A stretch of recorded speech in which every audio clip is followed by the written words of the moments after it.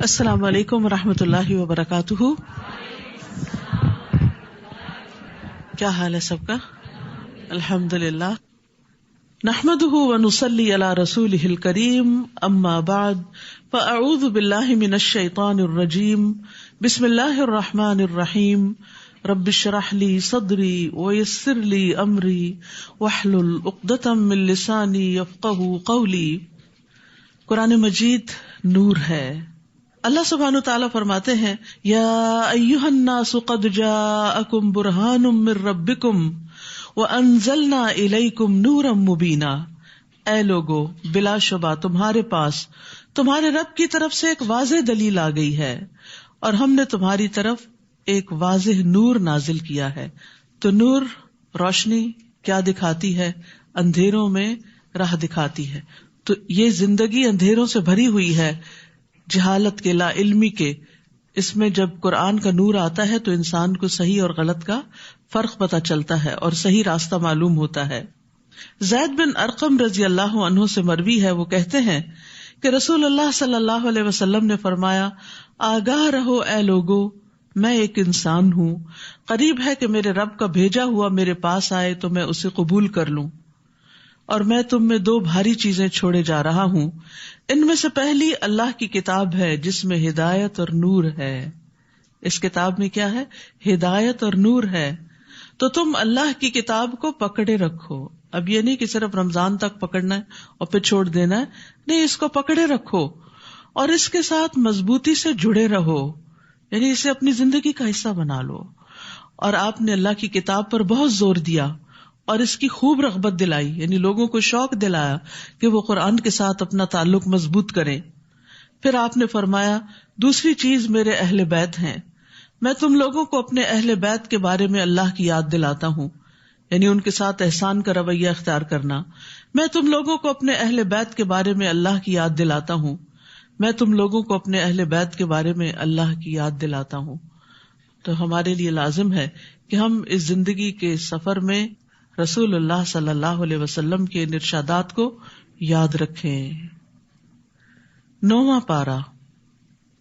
اعوذ باللہ من الشیطان الرجیم.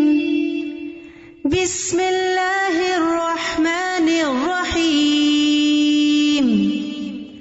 قال الملأ الذین استکبروا من قومه لنخرجنک یا شعیب والذین آمنوا معك من قريتنا أو لتعودن في ملتنا قال أولو كنا كارهين. شروع کرتی ہوں اللہ کے نام سے جو بے انتہا مہربان نہایت رحم فرمانے والا ہے. اس قوم کے متکبر سرداروں نے کہا شعیب، ہم تجھے اور ان لوگوں کو جو تیرے ساتھ ایمان لائے ہیں اپنی بستی سے نکال دیں گے، یا پھر تمہیں ہمارے دین میں واپس آنا ہوگا. شعیب علیہ السلام نے کہا خواہ ہم اسے ناپسند کرتے ہوں تو بھی. تو ہم دیکھتے ہیں کہ ہر نبی کی مخالفت اس قوم کے بڑے بڑے لوگوں نے کی، ایلیٹ کلاس نے کی، اور اس کی بنیادی وجہ کیا تھی کہ وہ اپنے آپ کو بڑا سمجھتے تھے. وہ سمجھتے تھے کہ اگر نبوت بھی آنی تھی تو اس کے حقدار ہم زیادہ تھے، ہمارے پاس یہ سب کچھ آنا چاہیے تھا، ہم لوگوں کو گائیڈ کرتے، اور اب چونکہ نبوت کسی اور کے پاس آ گئی ہے تو ہم اس کی پیروی کرنے والے نہیں. تو متکبر لوگوں کا طریقہ کار ایک ہی جیسا ہوتا ہے، وہ ناحق طریقے سے جھگڑا اور بحث کرتے ہیں، اور اگر اس پہ بے بس ہو جاتے ہیں تو دھمکیوں پہ اتر آتے ہیں. اور یہاں پر وہ دھمکیاں دے رہے ہیں کہ ہم تمہیں اپنی قوم سے نکال دیں گے، اپنے ملک سے نکال دیں گے، ہم تمہیں اپنے درمیان برداشت نہیں کرتے، اور جو تمہارے اوپر ایمان لے آئے ہیں ان کو بھی نکال دیں گے، یا پھر لازماً تمہیں ہماری ملت میں واپس آنا ہوگا، ہمارے طریقوں کو فالو کرنا ہوگا. تو شعیب علیہ السلام نے صرف اتنا کہا اولو کنا کارہین، کیا پھر بھی اگر ہم اسے ناپسند کرتے ہوں. کیونکہ اہل ایمان کے لیے ایمان کو چھوڑنا، دین کو چھوڑنا، دین کے طریقے کو چھوڑنا انتہائی ناپسندیدہ ہوتا ہے، اور جس شخص کو ایمان کی حلاوت ایک دفعہ نصیب ہو جاتی ہے پھر وہ ایمان کو ترک نہیں کرتا. انس رضی اللہ عنہ سے روایت ہے کہ نبی صلی اللہ علیہ وسلم نے فرمایا 3 باتیں جس کسی میں ہوں گی وہ ایمان کی مٹھاس پا لے گا. یہ کہ اللہ اور اس کا رسول اس کے نزدیک ہر چیز سے زیادہ محبوب ہوں، اور یہ کہ آدمی جس کسی سے محبت کرے صرف اللہ کے لیے کرے، کوئی دنیا کا لالچ بیچ میں نہ ہو، اور یہ کہ کفر میں دوبارہ لوٹنے کو اس طرح ناپسند کرے جیسا کہ وہ آگ میں پھینکے جانے کو ناپسند کرتا ہے. یعنی اسلام سے پھر مرتد ہو کے کفر کی طرف جانا اس کے لیے ایسے ہی ہو جیسے جہنم میں جانا ہے. قد افترینا علی اللہ کذبا ان عدنا فی ملتکم بعد اذ نجانا اللہ منہا. اگر ہم تمہارے دین میں دوبارہ چلے جائیں، تمہارے دین میں، کیونکہ انبیاء کا شرک والا دین کبھی نہیں رہا، تو اس کا مطلب یہ ہوگا کہ ہم نے اللہ پر جھوٹ باندھا تھا، یعنی جو کچھ ہم تمہیں کہہ رہے تھے وہ بالکل غلط بات تھی، جبکہ اللہ اس سے ہمیں نجات دے چکا ہے. ہم سے یہ ممکن نہ ہوگا کہ ہم اس میں دوبارہ چلے جائیں الا یہ کہ ہمارے رب کی ایسی ہی مشیت ہو. ہمارے رب نے علم سے ہر چیز کا احاطہ کر رکھا ہے، ہم اللہ ہی پر بھروسہ کرتے ہیں.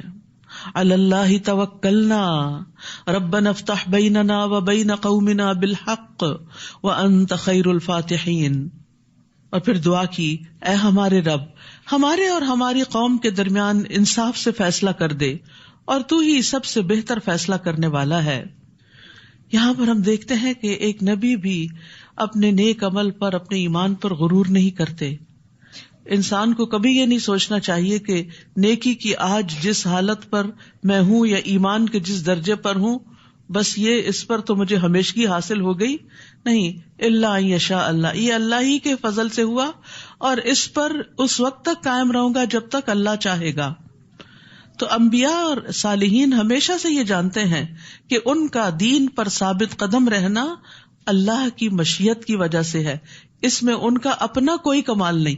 اگر آج ہم یہاں آ کر بیٹھے ہیں تو ہمارا کمال نہیں، ہمارے لیے یہ راستے اللہ سبحانہ تعالیٰ نے آسان کیے اور ہمارے دلوں کو اپنی کتاب کی طرف راغب کیا. اور یاد رکھیے دل اللہ کے ہاتھ میں ہے، اسی لیے نبی صلی اللہ علیہ وسلم بکثرت یہ دعا مانگتے تھے، اور وہ اللہ کے رسول تھے. یا مقلب القلوب ثبت قلبی علی دینک، اے دلوں کے پھیرنے والے میرے دل کو اپنے دین پر ثابت قدمی عطا فرما. تو ہم سب کو بھی اس راستے پر ثابت قدمی کی دعا کرنی چاہیے. تو ایک مرتبہ صحابہ نے عرض کیا، یا رسول اللہ صلی اللہ علیہ وسلم، ہم آپ پر اور آپ کی تعلیمات پر ایمان لائے ہیں، کیا آپ کو ہمارے متعلق کسی چیز سے خطرہ ہے کہ ہم پھر جائیں گے؟ آپ نے فرمایا ہاں، کیونکہ دل اللہ عز و جل کی انگلیوں میں سے 2 انگلیوں کے درمیان ہے، وہ جیسے چاہتا ہے اسے بدل دیتا ہے. تو اس لیے انسان ہدایت پر ہوتے ہوئے بھی ڈرتا رہے کہ کہیں ایسا نہ ہو کہ کوئی ایسی چیز مجھے اس دین سے پھیرنے کا سبب بن جائے. خصوصاً جب انسان کو ایمان کی، دین کی، قرآن کے علم کی حلاوت محسوس ہونے لگتی ہے تو وہ سب سے زیادہ قیمتی چیز اس کو سمجھتا ہے اور اس پر قائم رہنے کی پھر دعا بھی کرتا ہے، اپنا کمال نہیں سمجھتا. یاد رکھیے ایک لمحے میں دل پلٹ سکتے ہیں، ایمان سے کفر کی طرف الٹ سکتے ہیں. جبیر بن نفیر سے مروی ہے، وہ کہتے ہیں میں حمص میں ابو درداء کے پاس ان کے گھر گیا تو وہ اپنی مسجد میں کھڑے نماز پڑھ رہے تھے. جب وہ تشہد میں بیٹھے تو نفاق سے اللہ عز و جل کی پناہ مانگنے لگے. جب انہوں نے سلام پھیرا تو میں نے ان سے کہا، اے ابو درداء، اللہ آپ کو معاف فرمائے، آپ کا نفاق سے کیا تعلق؟ آپ کو کیوں منافقت سے ڈر لگ رہا ہے؟ آپ اور نفاق کا کیا جوڑ؟ انہوں نے 3 دفعہ کہا، اللہم غفرن، اللہم غفرن، اللہم غفرن، اللہ تو معاف کر دینا. فرمایا اللہ کی قسم، ایک آدمی ایک گھڑی میں ہی ایک فتنے میں ڈال دیا جاتا ہے اور وہ اپنے دین سے پھر جاتا ہے. یعنی بعض اوقات شیطان کوئی ایسا وسوسہ دل میں ڈالتا ہے کہ انسان کہیں سے کہیں پہنچ جاتا ہے. تو اس لیے بہت ضروری ہے کہ انسان اللہ تعالیٰ سے استقامت مانگتا رہے. وقال الملأ الذين كفروا من قومه لئن اتبعتم شعيبا انكم اذا لخاسرون. اس کی قوم کے کافر سرداروں نے کہا، اگر تم لوگوں نے شعیب کی پیروی کی تو تم نقصان اٹھاؤ گے. پھر بالآخر کیا ہوا کہ وہ اپنی ضد پہ اڑے رہے تو اللہ کا عذاب ان پہ آ گیا. فأخذتهم الرجفة فأصبحوا في دارهم جاثمين. پھر انہیں ایک خطرناک زلزلے نے آ لیا اور وہ اپنے گھروں میں اوندھے پڑے رہ گئے، یعنی انہیں زلزلے نے آ پکڑا. انہوں نے شعیب علیہ السلام اور ان کے ساتھیوں کو دھمکایا تھا اور شہر سے نکال دینے کا پروگرام بنایا تھا، تو اللہ سبحانہ وتعالیٰ نے ان پہ زلزلہ بھیج کے ان کو پکڑ لیا. الذین کذبوا شعیبا، جن لوگوں نے شعیب علیہ السلام کو جھٹلایا تھا ان کی حالت یہ ہو گئی گویا وہ کبھی آباد ہی نہ ہوئے تھے. حالانکہ وہ بزنس والے لوگ تھے، بہت مالدار لوگ تھے، بہت کھاتے پیتے، بہت فلرشڈ تھے، لیکن سب بجھ کر رہ گئے. جنہوں نے شعیب علیہ السلام کو جھٹلایا تھا بالآخر وہی خسارے میں رہے، انہوں نے ہی نقصان اٹھایا. شعیب انہیں یہ کہتے ہوئے وہاں سے چلے گئے کہ اے میری قوم، میں نے تمہیں اپنے رب کا پیغام پہنچا دیا تھا اور ممکن حد تک میں تمہاری خیر خواہی کرتا رہا، تو اب میں ان لوگوں پر کیسے افسوس کروں جو انکار ہی کرتے رہے، مان کے ہی نہ دیے. اور ہم نے جب بھی کسی بستی میں کوئی نبی بھیجا تو وہاں کے رہنے والوں کو سختی اور تکلیف میں مبتلا کیا تاکہ وہ عاجزی کی روش اختیار کریں. پھر ہم نے ان کی بدحالی کو خوشحالی میں بدل دیا، یہاں تک کہ وہ خوب پھلے پھولے اور کہنے لگے یہ اچھے اور برے دن تو ہمارے آباء و اجداد پر بھی آتے رہے ہیں. پھر یکدم ہم نے انہیں پکڑ لیا اور انہیں خبر تک نہ ہوئی. تو یاد رکھیے کہ خوشحالی اور بدحالی دونوں ہی امتحان کے دو پرچے ہوتے ہیں، دونوں ہی امتحان. تکلیف میں تو انسان پھر سمجھتا ہے کہ یہ میرے اوپر امتحان ہے، آزمائش ہے، پتہ نہیں اللہ تعالیٰ کی ناراضگی ہے کوئی، اس وجہ سے میرے حالات نہیں بدلتے. لیکن جب خوشحالی آتی ہے اور نعمتیں فراواں ہو جاتی ہیں تو انسان سب کچھ بھول جاتا ہے. انسان کے اندر یہ خیال آتا ہے کہ میرا رب مجھ سے بڑا راضی، لہٰذا وہ گناہ پہ گناہ بھی کرتا چلا جاتا ہے، اللہ کی نافرمانیوں کی طرف چل پڑتا ہے اور توبہ استغفار بھی نہیں کرتا. تو اس لیے صحابہ کرام جو تھے جب ان پہ نعمتیں بہت آ جاتی تھی تو ان سے بھی وہ ڈرتے تھے کہ کہیں یہ رب کی طرف سے ڈھیل نہ ہو، استدراج نہ ہو کہ اس کے بعد پکڑ نہ ہو کہیں. تو نعمتوں کو بھی عاجزی کے ساتھ استعمال کرنا چاہیے اور اس میں سے اللہ کا اور بندوں کا حق نکالتے رہنا چاہیے تاکہ شکر ادا ہوتا رہے اور نعمتیں برقرار رہیں. وَلَوْ أَنَّ أَهْلَ الْقُرَىٰ آمَنُوا وَاتَّقَوْا، اب یہاں بتا دیا گیا کہ نعمتیں کیسے برقرار رہتی ہیں، نعمتیں کیسے آتی ہیں. اور اگر یہ بستیوں والے ایمان لاتے اور تقوی اختیار کرتے، دو چیزیں اللہ کو راضی کرنے والی، ایمان اور تقوی، تو ہم ان پر آسمان اور زمین کی برکات کے دروازے کھول دیتے. لیکن انہوں نے جھٹلا دیا، پھر ہم نے انہیں ان کے کرتوتوں کی پاداش میں دھر لیا.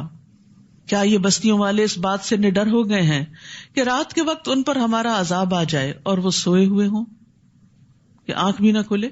اور یاد رکھیے اچانک پکڑ یہ عذاب کی علامت ہوتی ہے. یا وہ اس بات سے نڈر ہو گئے ہیں کہ چاشت کے وقت ان پر ہمارا عذاب آئے اور وہ کھیل رہے ہوں، یعنی ہسل بسل شروع ہو گئی ہو، لوگ اپنے کاموں کے لیے بھاگ دوڑ کر رہے ہوں، یعنی کسی بھی وقت آ سکتا ہے، کسی بھی وقت پکڑ ہو سکتی ہے.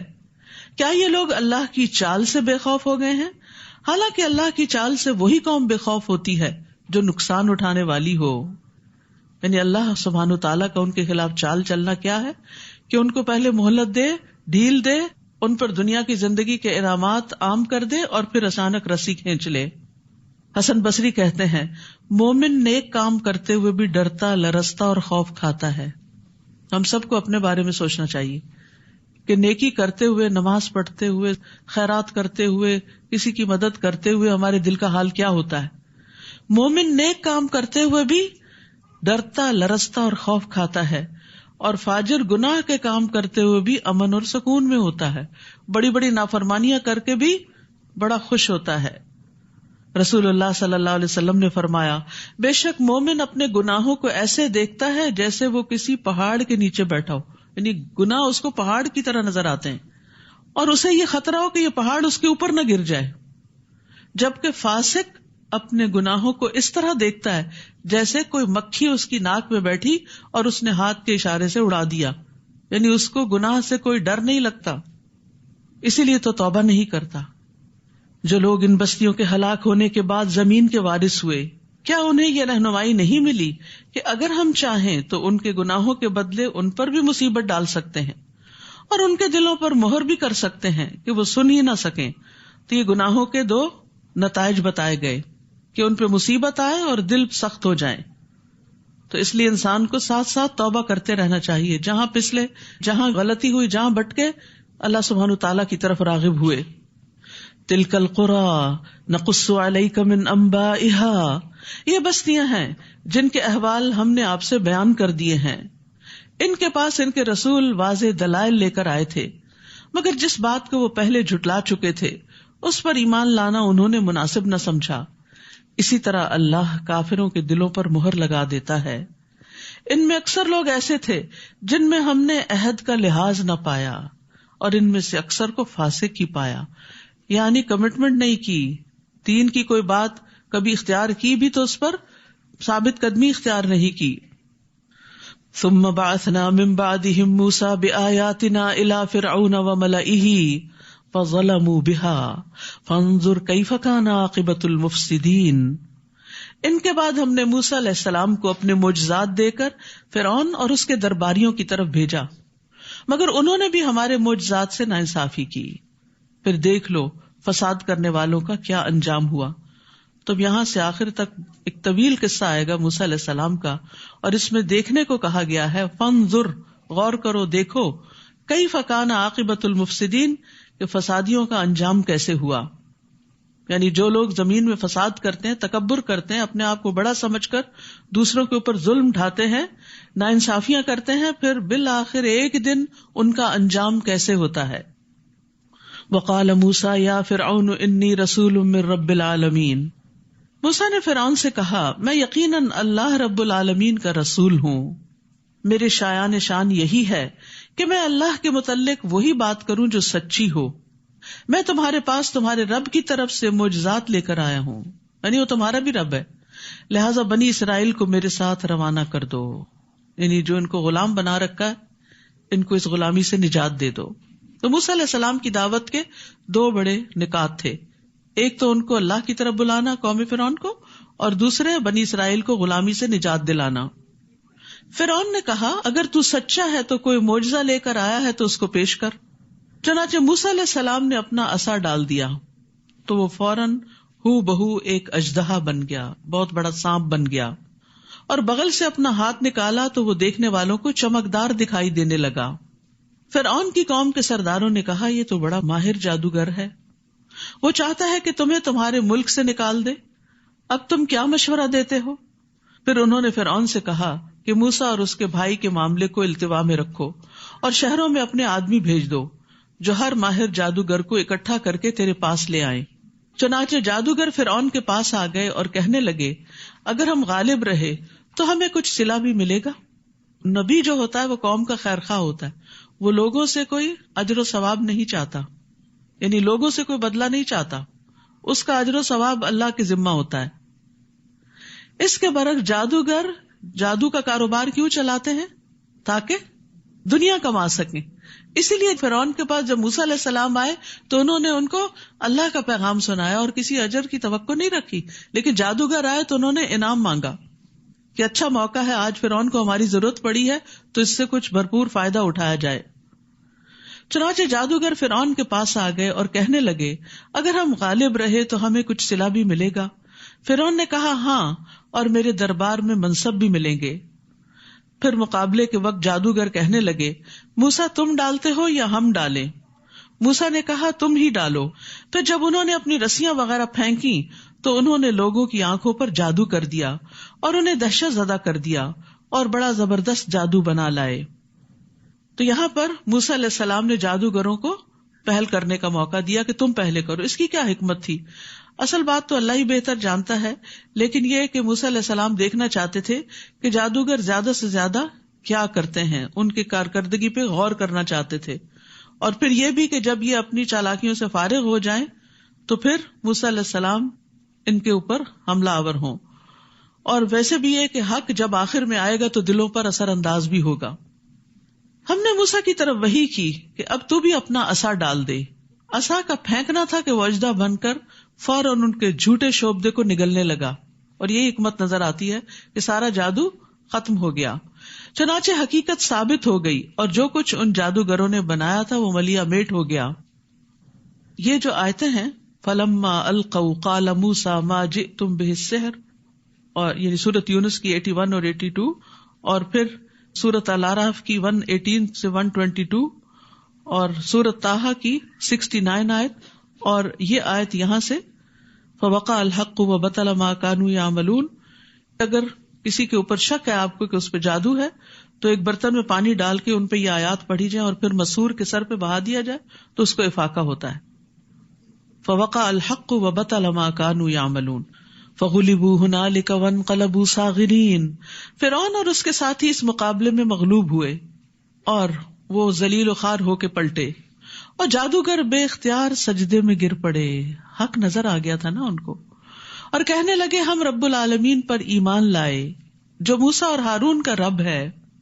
اب آپ دیکھیے پھر دو گروہ ہو گئے. فرعون نہیں مانا، ضد میں ہے، لیکن جادوگر جن کا جادو ملیا میٹ ہوا، عاجز ہوئے، وہ مان گئے کہ یہ جادو نہیں ہے جو موسیٰ کے پاس ہے علیہ السلام، یہ حق ہے، لہذا وہ حق کے آگے جھک گئے.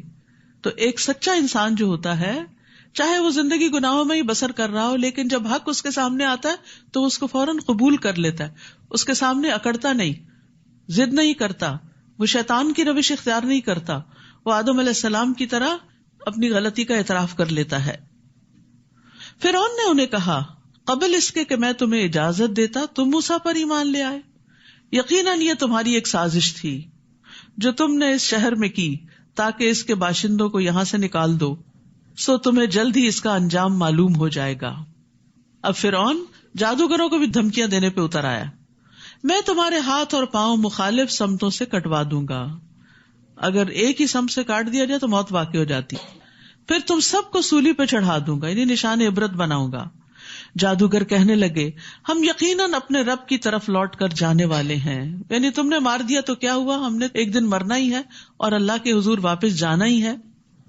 اور ہماری کون سی بات تجھے بری لگی ہے سوائے اس کے کہ جب ہمارے پاس رب کی نشانیاں آ گئی تو ہم ان پر ایمان لے آئے. یعنی ہم ایمان ہی تو لائے ہیں، اس میں ایسی کیا قباحت ہے، ہم نے حق دیکھ کر اس کو پہچانا اور قبول کر لیا. پھر انہوں نے دعا کی ربنا افرغ علینا صبرا وتوفنا مسلمین، اے ہمارے رب ہم پر صبر انڈیل دے اور اس حال میں موت دے کہ ہم فرما بردار ہوں. یا اللہ ہمیں ایسی طاقت عطا کر جس کے ذریعے ہم وہ کچھ برداشت کر سکیں جس کی فرعون ہمیں دھمکی دے رہا ہے. یعنی صبر سے مقابلہ کرنا چاہ رہے تھے، کیونکہ فرعون کی دھمکی کو معمولی دھمکی نہیں تھی کہ ایک ہاتھ اور ایک پاؤں کٹوا دوں گا اور پھر سولی چڑھا دوں گا. آپ سوچئے، اپنے آپ کو وہاں رکھ کے دیکھیے کہ خوف سے کتنا برا حال ہو جائے اگر کوئی آپ کو ایسی دھمکی دے. تو انہوں نے اللہ سبحانہ تعالیٰ سے فوراً مدد مانگی کہ بڑے سے بڑے گھبرا دینے والے موقع پر بھی انسان کو ہمت نہیں ہارنی چاہیے، اللہ سبحانہ تعالیٰ کی طرف رجوع کرنا چاہیے. اور یہاں پر یہ افرغ علینا، افراغ کہتے ہیں برتن میں جو کچھ ہے سب کچھ انڈیل دے، یعنی ہمارا دل صبر سے لبریز ہو جائے. اور پھر انہوں نے اسلام پر فوت ہونے کی دعا مانگی کیونکہ اب زندگی میں کوئی رغبت نہیں رہی تھی اور انہیں فرعون کی دھمکی کی کوئی پرواہ بھی نہیں تھی.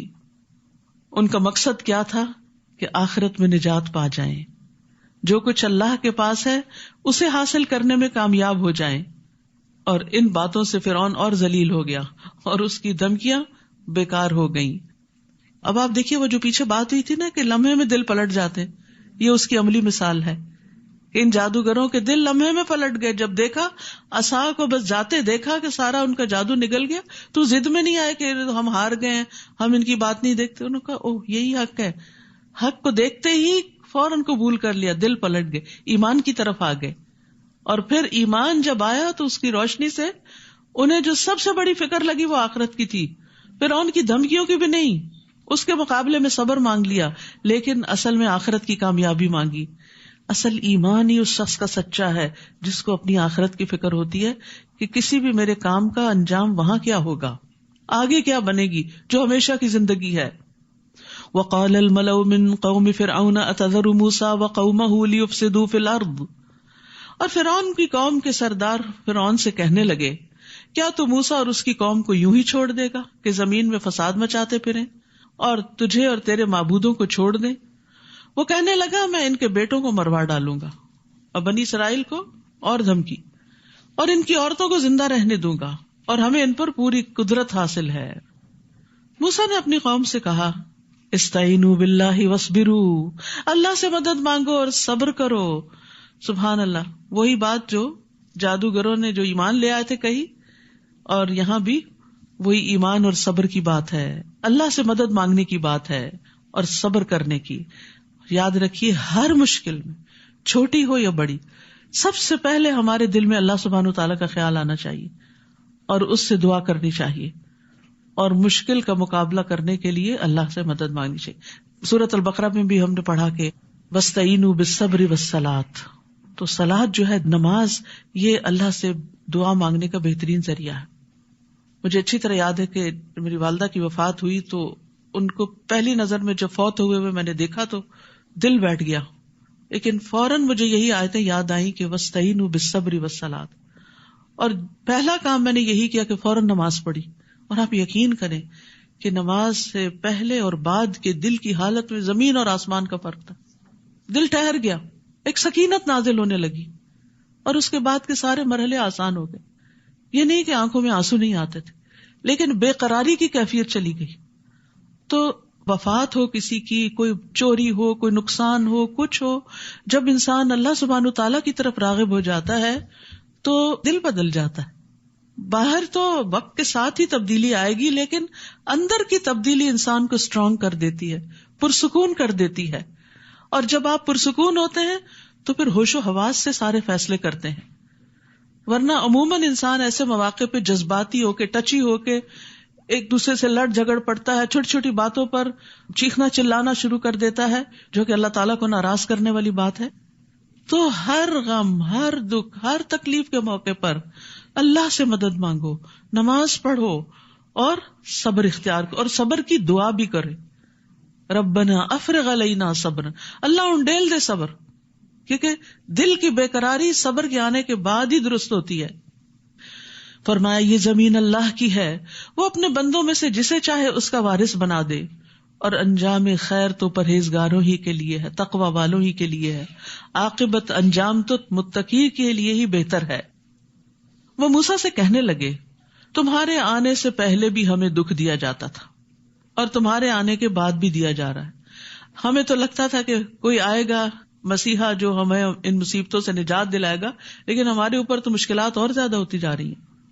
موسیٰ نے جواب دیا ان قریب تمہارا رب تمہارے دشمن کو ہلاک کر دے گا. تسلی دی انہیں، اور اس سرزمین میں تمہیں خلیفہ بنا دے گا، پھر دیکھے گا کہ تم کیسے عمل کرتے ہو. یعنی یہ مشکل تو ٹل جائے گی، لیکن جب خوشحالی آئے گی تو پھر بھی ایک آزمائش ساتھ آئے گی.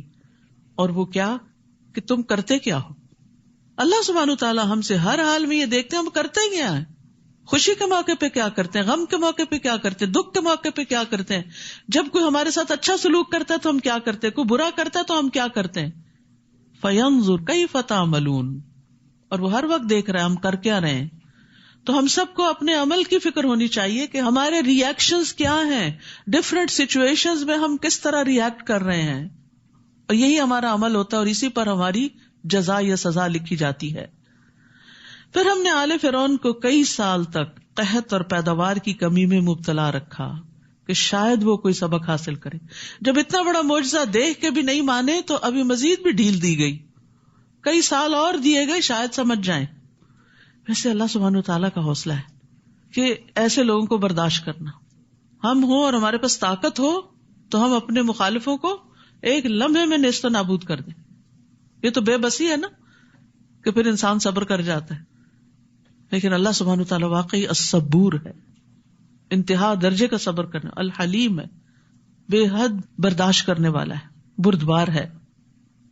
تو پھر اب قوم فرعون کا ایک اور امتحان ہوا، قحط سالی اور خشک سالی، یعنی پیداوار آسمانی آفتوں سے ہلاک ہو جاتی، یعنی فصلیں ماری جاتی یا پھر کچھ اگتا نہیں. یہ سب کچھ کس لیے تھا؟ لعلہم یذکرون، شاید کہ وہ نصیحت حاصل کریں، کیونکہ سختیاں، تکلیفیں، آزمائشیں انسان کا دل نرم کرتی ہیں، انسان کے اندر جھکاؤ آتا ہے، اور اللہ سبحانہ تعالیٰ کے پاس جو کچھ اجر و ثواب ہے اور جنت میں جو کچھ موجود ہے، سختی کے وقت انسان اس کی طرف راغب ہوتا ہے. جب دنیا والے دل توڑتے ہیں نا، جب دنیا سے انسان ٹھکرایا جاتا ہے تو پھر انسان اللہ کی طرف راغب ہوتا ہے، اور جب دنیا اس سے چھن جاتی ہے تو انسان جنت کی نعمتوں کو یاد کرتا ہے، اور اگر دنیا ہی جنت بن جائے تو اصل جنت بھول جاتی ہے انسان کو. السلام علیکم ورحمۃ اللہ وبرکاتہ. الحمدللہ ہمارا 9ویں پارے کا یہ پہلا لیکچر تھا، اور ہم نے 8ویں پارے میں دیکھا کہ اب مختلف اقوام کے بارے میں جو ان کی اعمال تھے اور ان پر جو ان کو سزائیں دی گئیں ان کو ڈسکس کیا گیا، اور اس میں سب سے زیادہ جو ذکر ہمیں ملے گا وہ حضرت موسیٰ علیہ السلام کا اور فرعون کا واقعہ ہم سنیں گے. اور اس میں مین چیز جو ہے وہ تکبر ہے، اور اللہ تعالیٰ ہم سب کو ان چیزوں سے محفوظ رکھے. اور الحمدللہ اللہ کا شکر ہے کہ ہم اس سلسلے کو جاری رکھے ہوئے ہیں، اور مجھے خوشی ہوتی ہے کہ ہماری بہنیں اس کو شوق سے سن رہی ہیں. لیکن ابھی تک بھی جن بہنوں نے اس چینل کو سبسکرائب نہیں کیا تو پلیز اسے کریں، سبسکرائب بھی کریں اور بیل آئیکن بھی دبائیں، اس لیے کہ ہر پارے کا ریکیپ بھی اپلوڈ کیا جائے گا تو اس کا پھر آپ کو انشاءاللہ نوٹیفیکیشن مل جائے گا. اور اسی طرح انشاءاللہ اس پارے میں جو بھی احادیث ڈسکس ہوئی ہیں اور اس کے لیے جو ہمارے پاس اس کے نوٹس ہیں اس کو بھی ہم انشاءاللہ کسی نہ کسی طرح سے اس میں لائیں گے، تو ضرور. جزاک اللہ خیر. سبحانک اللہم و بحمدک اشہد ان لا الہ الا انت استغفرک و اتوب الیک. السلام علیکم و رحمۃ اللہ وبرکاتہ.